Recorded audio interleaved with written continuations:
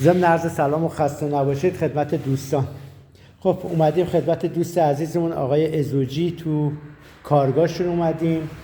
یکی از دوستان به ما از تهران سفارش داد، گفتش که دلفان از این کلاهکا برای ویلا میخوام بسازی.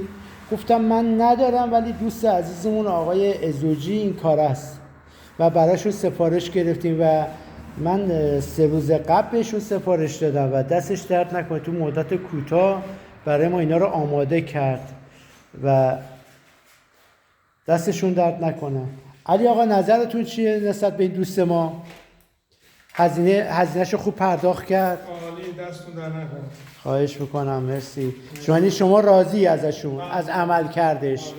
خب ما اگر جنس هم به شما بدیم، شما اجرتی هم برای ما دستمزدی هم کار میکنی علی آقا؟ همچون که واسه مشتری به صرفه باشه. خدا خیرت بده، انشالله خدا به کسبت برکت بده. ببین این نوع میگن یه استکاری که توی این بازار خراب دوست داره با هر روشی رضایت مشتریشو جذب کنه و الان هم که خب توی مدت کوتاه من فکر نمی‌کردم ایشون به این سرعت توی سرما بتونه کارو انجام بده و دستش درد نکنه. من تشکر میکنم.